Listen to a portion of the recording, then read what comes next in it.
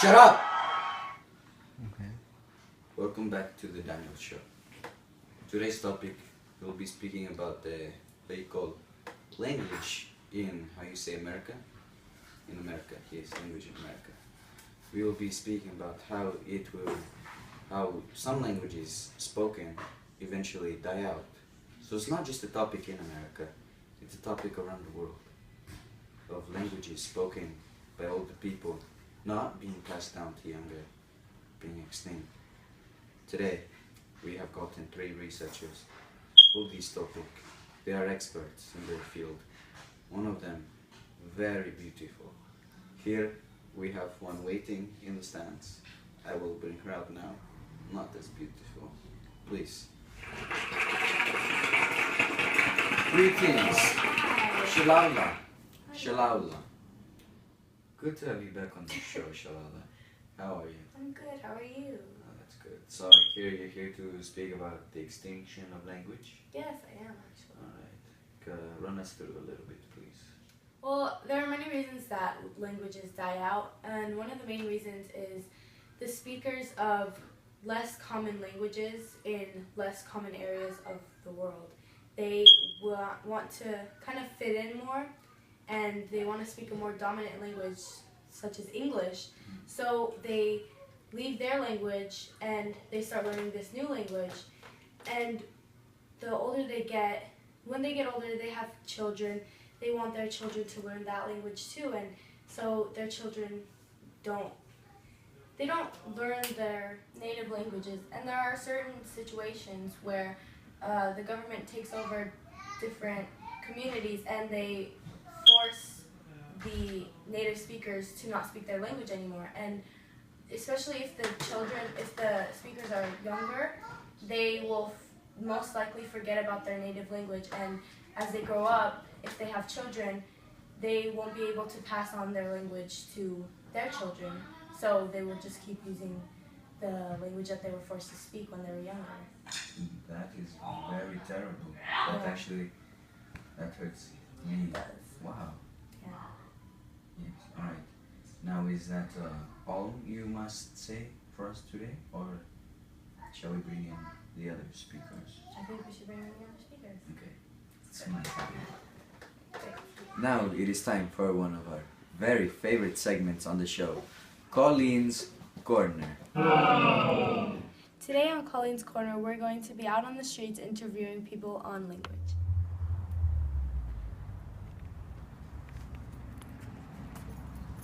I think we found our guest. Excuse me. Excuse me, what's your name? Alexis. Okay, Alexis, today we're going to be asking you about language. First thing we want to know, why do you think languages get crowded out? Well, I think languages get crowded out because people choose to speak the more dominant language, like English and Chinese, rather than speaking their native languages. Do you know any more information? Well, native languages probably have only like a handful of people speaking it, and they're probably the more older generation. So once they die off, there's no one left to teach the younger generation about their language. So the younger generation doesn't have a chance to learn their language, or they don't want to learn it voluntarily? It's probably a combination of both, because the younger generation probably is like, they want to fit in more with their community and their friends, and it'd be easier to communicate if they all spoke that one language. So they probably choose to speak the more dominant language in that area rather than speaking their native languages, so that they don't feel like an outcast and stuff. Oh, okay. That's all the time we have. Thanks for watching Colleen's Corner. Thank you for being a guest on Colleen's Corner as well. Bye.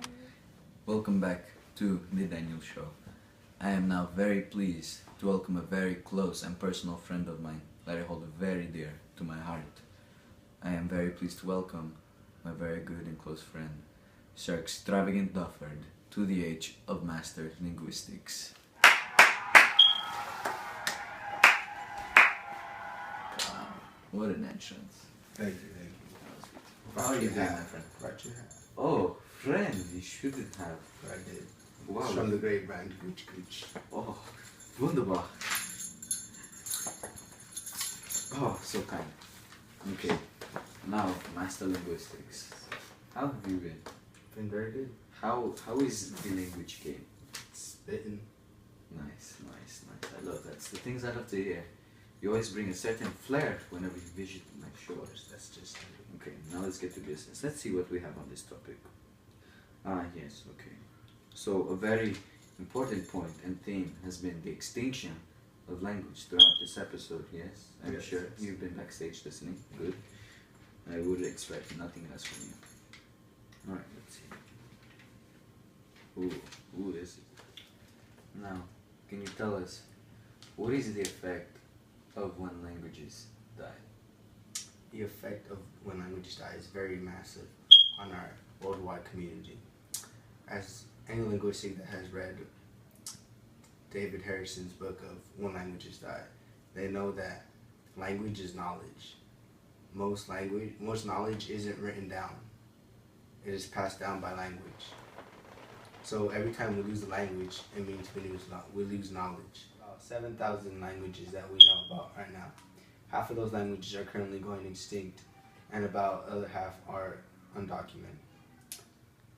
We're losing languages once every 2 weeks. By the end of this century or our lifetime, we won't have half of those languages with us.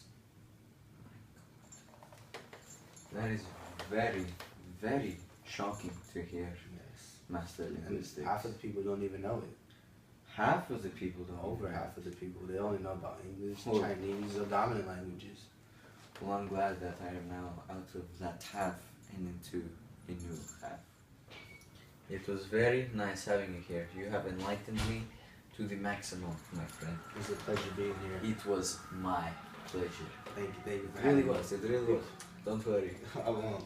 I'll be looking forward to our vacation in Dubai this week. Yes. Alright.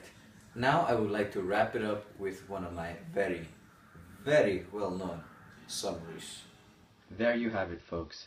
Languages can die out in many ways. Restriction by government, being crowded out, new generations refusing to use them because of embarrassment.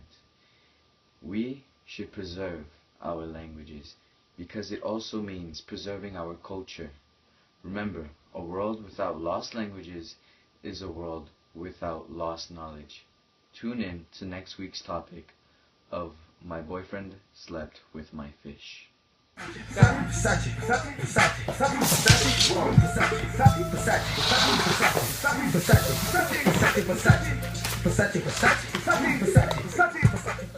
She drank blood from his heart. It was beautiful. While she was in there, she gave birth to me.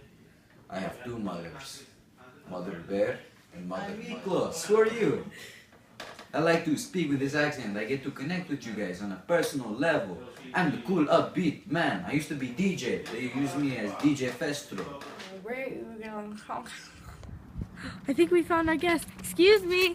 Come here. I need to ask you something. No. Stop being a lightweight. You're not gonna get You pizza. go. She's You're being a talking like that at my house, you know? Wait, thank you. This is unexpected. All my past guests were lamos. Thank you. No, there's nobody swaggier than me. Yeah. Wow. Is this off of the designer brand Gooch Gooch?